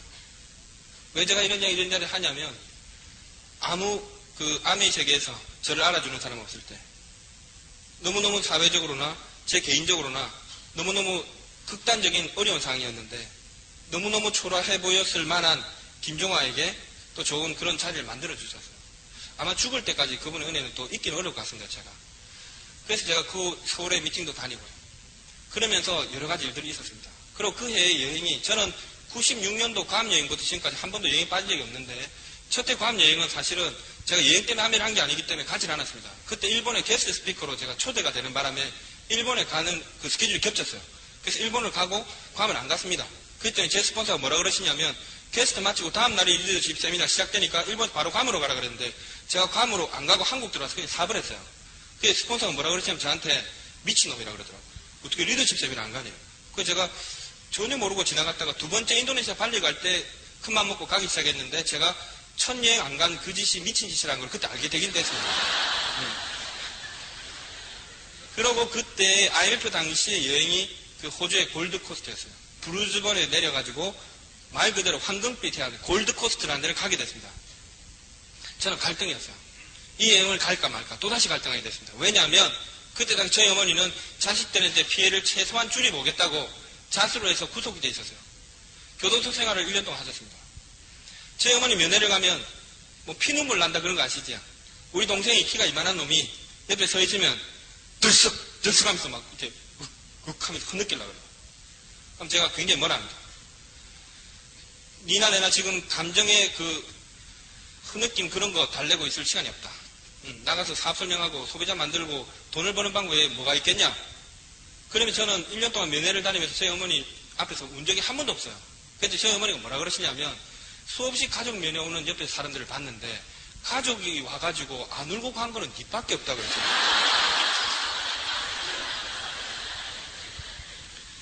저는 울 수 있는 상황이 아니었습니다. 일주일에 한 번씩 저희 어머니 면회를 가면 그때 당시 돈으로 3만원, 5만원 이렇게 넣어드려요. 그리고 빵 좀 사드리고 과일 몇 봉지 넣는데 저는 그러면 그냥 그대로 굶어야 돼요. 예. 저희 어머니한테 단 한 번도 말해본 적도 없고 동생한테도 말할 수도 없었습니다. 그러고 바로 돌아서서 또 미팅을 갔어요. 그러는 와중에 호주의 골드코스트가 여행지로 선정된 거예요. 예. 저는 점심은 굶고 있을 때입니다. 근데 이걸 가야 되나 그랬는데 일본에서 또 연락이 오셔서 가보라 그러더라고요. 많은 생각을 하다가 가기로 결정했어요. 근데 그 여행지의 그 아름다움, 말 그대로 골드코스트는 황금빛 해안이 70km짜리입니다. 부산에서 울산까지 거리가 50km밖에 안 돼요. 엄청난 해안이 그대로 모래 그냥 밟으면 뽀짝 뽀짝 뽀짝 이렇게 해요. 모래 밟는 소리가 하얀 밀가루를 밟는 것 같아요. 하와이에 있는 그 와이키키 해변의 그 모래도 전부 여기서 사가지고 뿌린 거랍니다. 그건 화산섬이라 원래 모래가 없어가지고. 저는 딴 데를 쇼핑 가고 이렇게 할 기분이 안 했어요. 기분도 아니었고 돈을 딱 6만 원 들고 왔어요. 그래서 6네그한테 10,000원씩 선물하니까 끝났어요. 쇼핑도 갈 일 없고 호텔에서 좋은 음식을 먹어도 이 목구멍으로 잘 안 넘어가요. 엄마 생각이 늘 나니까. 그래서 저는 눈만 뜨면 그 바닷가에 나가 앉아 있었습니다. 앉아 있으면요. 담배를 탁 붙이면 바람이 얼마나 부는지 담배가 슉 빨려. 한 번 딱 빨고 두 번 빨라고 쫙 뜨고 이래요.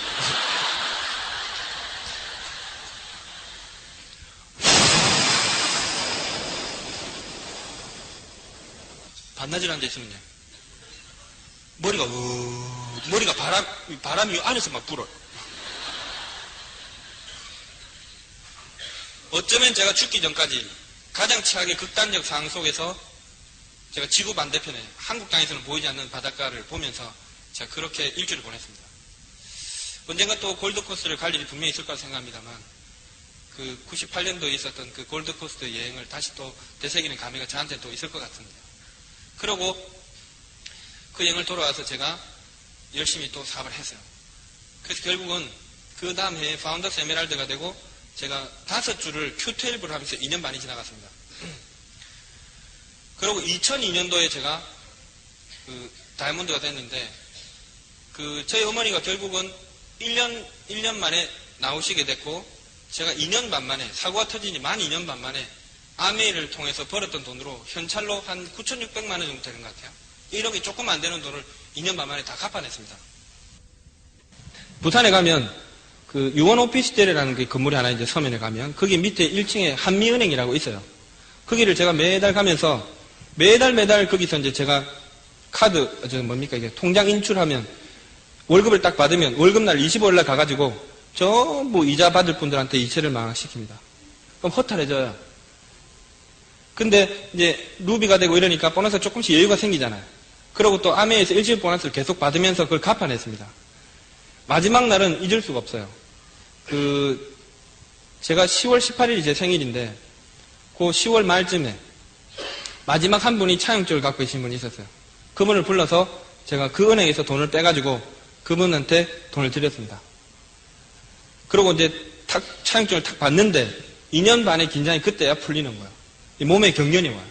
그래서 서 있을 수가 없어서 그 은행 창구 직원들 이렇게 아가씨들이 2년 반 동안 저를 얼마나 또 관심 있게 봤겠습니까? 네. 그날 분위기를 알아챘나 봐. 아무도 말을 안 걸어요. 예. 아무도 말을 안 걸고 이렇게 딱 보더라고요. 차용증을 제가 받고 그 의자에 주저앉아서 40분 동안 앉아 있었습니다. 사실은 제가 아메이 10년을 하고 있지만 그날의 기쁨만큼 큰 기쁨은 아직 없었어요. 제가 빚을 갚아냈습니다.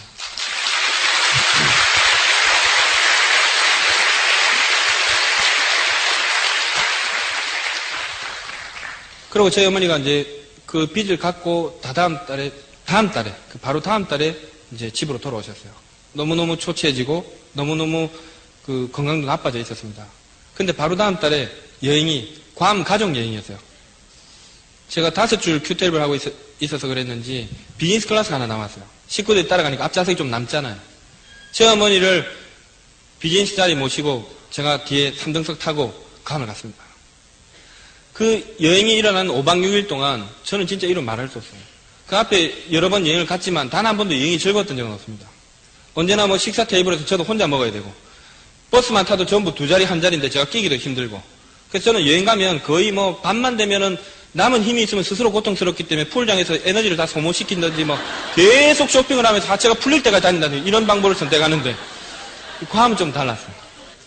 제 어머니가 너무 맛있다 그러고 너무너무 재밌다 그러고 뭐 행사를 할 때마다 너무너무 행복해 하시는데 괌의 호텔에서 PIC 호텔에서 제 어머니 뒤따라다니고 혼자서 막 그러고 제가 몇 번을 했는지 모릅니다. 마지막 날에 뭐 헬기가 지나가면서 만송이 꽃을 뿌리니까 제 어머니가 너무너무 감개무량해 하셨어요. 너무너무 행복하다 그러고 방에 돌아가자 그러니까 돌아갈 생각을 안 하시더라고. 그래서 그 바닷가에 앉아가 저희 어머니가 뭐라고 했더니 너무너무 행복하다. 너무너무 좋다. 종아야 니는 좋겠다. 내년에 또 오겠네. 그러시더라고요.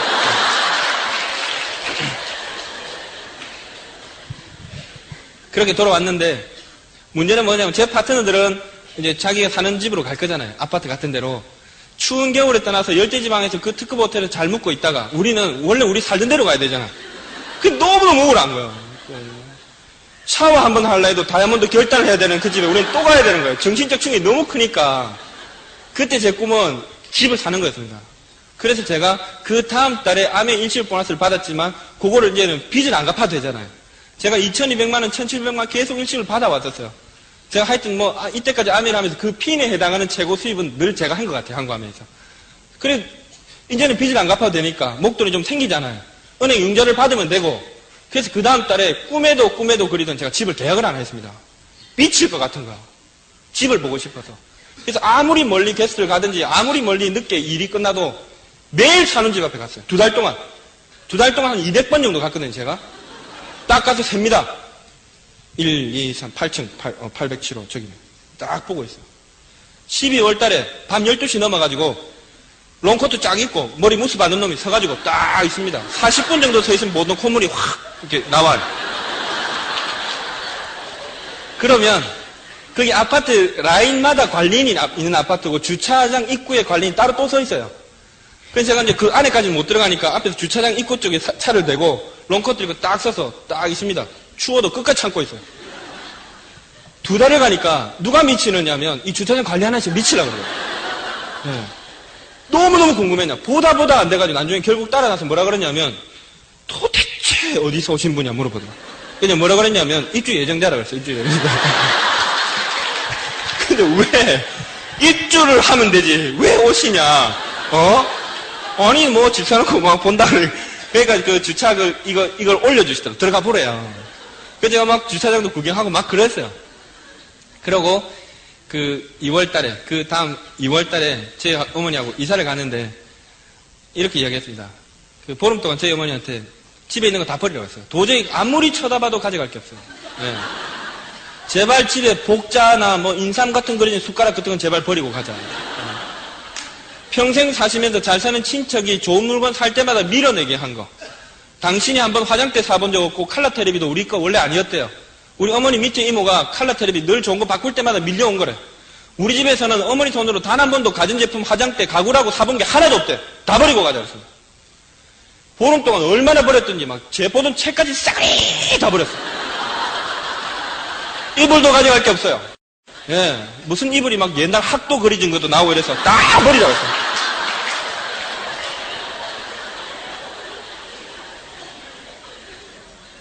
(2001년 2월 7일) 날 저희 동생은 회사 가서 퇴근할 때 아파트 호수를 불러줬어요. 글로 퇴근하라 그랬습니다.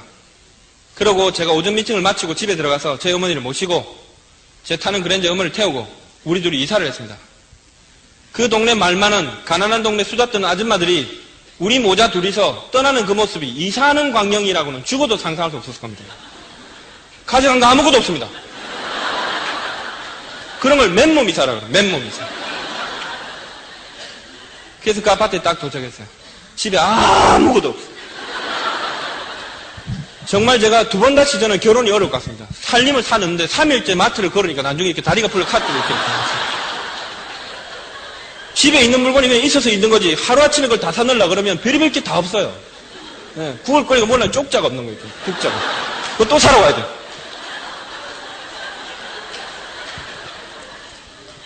제 어머니한테 뭐를 사달라 그래, 필요한 거 있으면 말씀하시라 그러니까 놀랍게도 저희 어머니가 첫 번째 화장대 그랬습니다. 당신이 시집을 올 때 새 걸 사온 적이 없고 우리 집에 있던 거 다 그 흥건 밀려온 거래요. 테레비도 좀 큰 거 좀 사자 그러더라고요. 네. 그 다음에 세 번째는 뭐냐 그러니까 침대를 사달래요. 왜 침대가 왜 나냐? 우리 평생 바닥에 잤는데 그랬더니 괌에 가서 자보니까 잠이 너무 잘 오더라고요. 그러고 원래 저희 어머니가 사놨던 아파트 담보가 너무 묶여있던 걸 제가 빚을 다 정리를 하고 나니까 집만 남게 됐잖아요. 그래서 제가 동생한테 선물했습니다. 명의를 네 걸로 바꿔보라고 했어요. 근데 우리 동생은 정말 고민돼 놀랍게도 다음날 명의전이 다 돼 있더라고요. 그러고 동생이 그로부터 2달 후에 장가를 갔습니다. 예. 그러고 신혼여행을 갔다 와서 인사를 마치고 동생이 신혼집으로 돌아가고 제 어머니가 거기서 나오시고 난 이후에도 단 한 번도 그런 말씀 안 하시더니 결혼식 할 때도 그런 말씀 없으시더니 동생 신혼여행 마치고 돌아가는 그 모습 보고 저를 불렀습니다. 그리고 저를 앉혀놓고 제 손을 잡고 저희 어머니 그때 처음으로 우시더라. 예, 내 배로 난 내 자식이지만 넌 너무 장하다.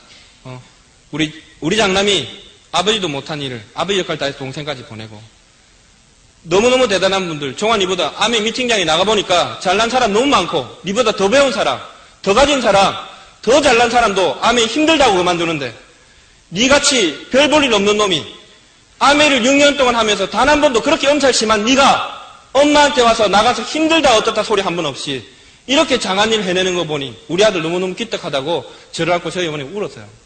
저는 예.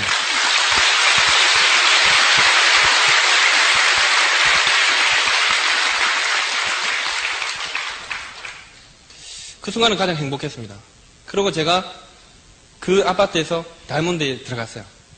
2002년 4월 1일부터 다이아몬드에 들어갔습니다. 우리 그룹의 제 파트너가 이런 거 물어보시더라고요. 어떻게 소개를 하면 좋겠냐. 당신 알지 않냐? 내가 뭐가 있냐 지금? 뭐 프로필이 있냐 우리가? 그냥 간단하게 소개하라. 김종아, 뉴 다이아몬드! 이렇게 해달라고 했습니다. 6년 반 만에 다이아몬드가 됐는데 저는 무대에 오를 때 감정이 너무 덤덤할 것 같았어요. 소개를 받으다 무대 뒤에 딱 섰는데 딱 이런 데입니다. 딱 2층. 너무너무 비슷합니다. 딱 요만 한 이런 데였어요. 뒤에 딱 서서 대기를 하는데 그 영상으로 먼저 만나보시겠습니다. 그거 하잖아요. 저는 생각도 못하던 사진이 나오는 거예요. 제가 SB 때 사업 설명하는 사진이 어디서 있었나 봐요. 그게 누가 우리 파트너가 찍었는지 어땠는지 그게 탁 나오는데 그때 제가 생각하고 있던 그 생각이 생각나는 거예요. 저에서부터 울기 시작했습니다. 네, 전 저 나름대로 딱 해서 올라왔다가 약간 울컥하면 멋지게 한번 등을 돌려서 진정을 하고 이렇게 하려고 그랬는데 나오면서 울기 시작해가지고 안 돼가지고 돌아섰더니 이렇게 웃었어요. 20분 울었습니다. 그 다이아몬드가 되고 소감이 어떠냐 물어보길래 횡격막이 찢어질 것 같아 너무 이렇게 울어가지고 너무 많은 리더분들이 또 여기 또 WFL의 또 리더분들도 저한테 꽃다발 많이 보내주셨어요. 너무너무 감사하고 그때 당시 다이아몬드 된다고 축하해 주셨던 리더분들한테도 진짜 감사드립니다. 저는 세상이 저 혼자인 줄 알았습니다. 다이아몬드가 되는 그 순간에 수없이 많은 또 아메 선배 다이아몬드들이 이미 그 자리에 가보고 또 따라온 우리를 위해서 지켜봐주고 있다는 사실도 알게 됐어요. 그러고 제가 다이아몬드가 되고 그 첫 해에 연봉이 한 1억 2천 얼마가 됐어요. 근데 제가 뭐 이래저래 뭐 제가 부동산을 그 아파트를 사고 팔고 하는 게 취미가 조금 있어요. 그래서 주소지를 좀 옮기다가 아버지 주소로 이전을 좀 해놨는데 거기로 국세청에서 이게 그게 날라가서 소득신고, 종소세 신고하라고. 저희 아버지는 제가 이제 아파트 자꾸 사는 건 알아가지고 이게 얼핏 보시니까 뭐 1억 2천 이러니까 제가 무슨 조그만 아파트를 하나 산 줄 알고 뭐 서류가 날라왔다고 가져가래요. 근데 제가 그날 너무너무 바빠가지고 아버지를 보고 좀 나오시라 그랬습니다. 그래서 중간 지점에 부산에 좀 사무실이 많은 중간 지점에서 아버지를 만났어요. 아버지를 만났는데 그 서류를 받고 나서 식사라도 같이 하겠다고 식당을 들어갔는데 자꾸 식당 주인이 우리를 쳐다봐요. 제가 속으로 저 아줌마가 또 아메를 하다 그만둬가지고 우리 얼굴 아는가 제가 그렇게 생각했습니다. 근데 제가 잠깐 전화 받는다고 돌아서 나갔다 오니까 아버지가 무슨 이야기를 하시냐면 식당 주인이 둘이 그 부자지간이냐고 물어보더라고요. 그래서 맞다 그랬더니 뭐라 그러냐면 너 어떻게 그래 닮았냐. 제가 그 이야기를 듣는 순간 소름이 싹 돋았습니다. 그래 세상에 아버지를 가장 닮은 게 내 밖에 더 있겠냐. 아버지에 대한 원망이 있었습니다. 너무너무 힘들었던 적이 있었기 때문에. 왜 아버지는 저렇게 우리를 그냥 이렇게 놔두고 가서 당신이 또 우리가 봐서 뭐 미워할 만큼도 살지도 못하고 도리어 남은 우리도 아버지를 향해서 동정심을 가져야 할 만큼 그렇게밖에 살지 못하냐. 그것 때문에 미워했습니다. 근데 그날 그 이야기를 들으니까 너무너무 좀 생각이 좀 달라졌어요. 식사를 마치고 나가다가 부산 중앙동이라고 있는데 거기에 퇴근하는 직장인들이 막 물밀듯이 막 밀려오는데 아버지는 10년 동안, 10몇 년 동안 지나오면서 단 한 번도 제대로 전해서 보자 소리도 한 적도 없어요. 근데 아버지가 딱 만나면 가신다 그러거든요. 근데 아버지가 그 가시겠다고 가는 걸 따라갔다가 제가 아버지를 돌려 세워서 그 대로변에서 아버지를 안았습니다. 옥순 놀라시더라고요. 아버지 이제 7순 다 되셨는데 깜짝 놀라시더니 저 눈을 이렇게 한번 봤어요. 그래서 그냥 안았습니다. 5분 동안 대로변에서 아버지를 안고 서 있었습니다. 제가 다이아몬드가 되고 나니까 아버지를 안을 수 있는 여유가 생겼어요. 왜 내가 아버지를 이렇게 원망했을까? 나도 힘든데 왜 아버지가 도와주지 않을까? 그 원망을 했던 거예요. 이제는 아버지도 연로하신데 이제 그 아버지 삶 전체가 나에게 기대온다 해도 나는 어렵지 않겠다. 전 그런 자신감이 생겼던 것 같습니다. 그리고 아버지한테 제가 등을 쓸으면서 아버지 사랑한다고 그랬습니다. 아버지가 굉장히 좋으셨나 봐요. 그 다음날부터 전화가 매일 와요. 그리고 다이아몬드가 되고 나서부터 제가 아버지 생활비를 대드리고 있습니다. 그게 너무너무 행복한 거예요. 그리고 저는 다이아몬드에서 미슬로도 가보고 그 다음에 또 두 번째는 또 괌에 저희 어머니하고 다시 또 여행을 또 갔어요. 가족 초대였는데 우리 재수 씨하고 동생하고 그렇게 4명이서 여행을 갔습니다. 동생에 대해서도 저는 나름대로 애틋한 감정이 있어요. 둘이서 일주일 동안 식대를 10,000원을 썼어요. 그래서 마트 같은 데 가서 사면 살 게 너무 없으니까 소세지 980원짜리 그거 사가지고 조금씩 잘라 먹어. 그럼 저는 동생 먹으라고 조금 잘라 먹고 남기고 지도 저 먹으라고 조금 잘라 먹고 남기다가 요만큼 꼬랑지가 남은 게 이게 말라 비틀어져서 일주일 지나면 버립니다. 그랬던 동생이 장가를 가가지고 재수 씨하고 이렇게 갔어요. 마지막 날 만찬에 랍스터, 킹크랩 이런 게 나왔는데 저는 먹지 않고 계속 까고 짜개고 까고 짜개고 하면서 우리 재수 씨 입에 넣어주니까 어떻게 그렇게 낼름낼름 잘 받아먹는지.